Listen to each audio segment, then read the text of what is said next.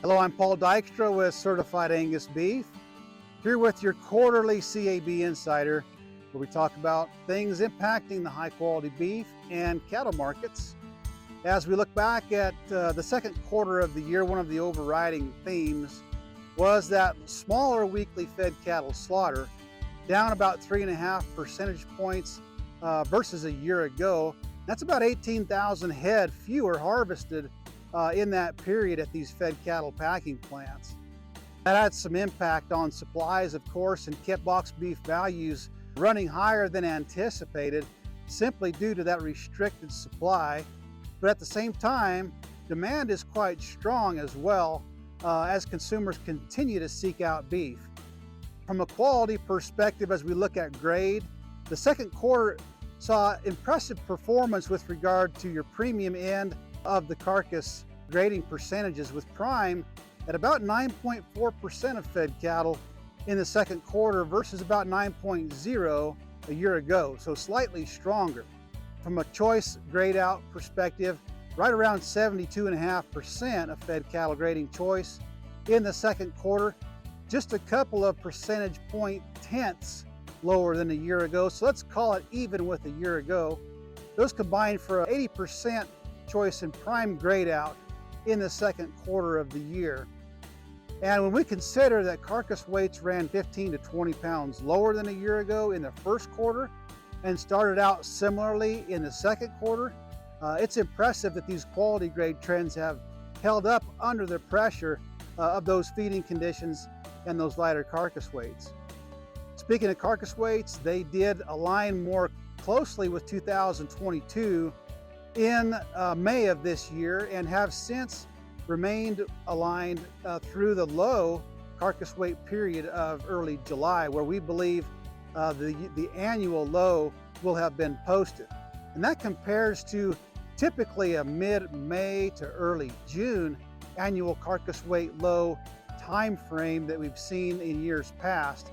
So we're hitting that low at a later period on the calendar here in early July.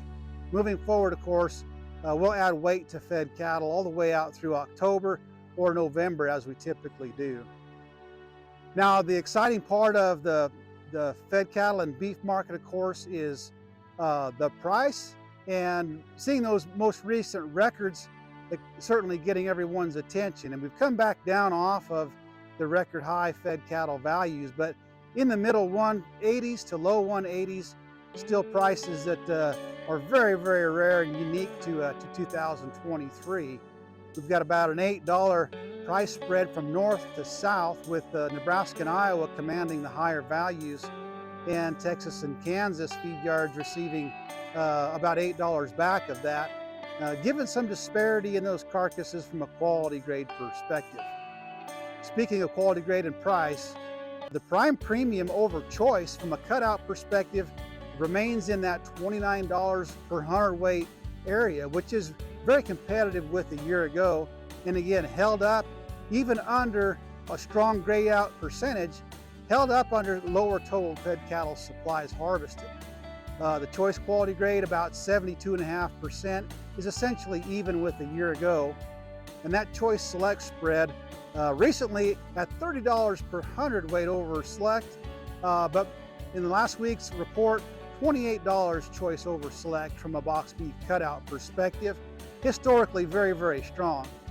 With regard to the Certified Angus beef brand, we've been capturing near record high volumes of carcasses into our branded program in the last number of months, and of course it varies weekly, but at the top end of that range we've seen 120,000 carcasses certified under all 10 of our carcass standards, and that's about 38% of those Angus eligible cattle qualifying at our licensed packing plants. So supplies are quite good relative to history and relative to the smaller total, again, weekly fed cattle harvest.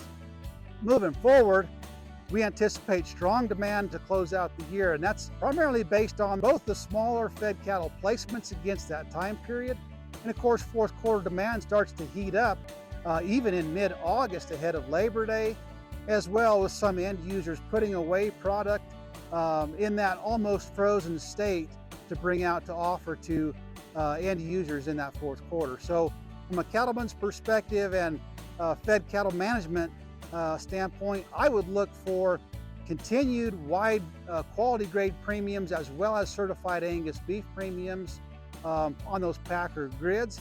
And I would manage cattle and price cattle for our placements moving forward accordingly. Until next time, that's the CAB Insider.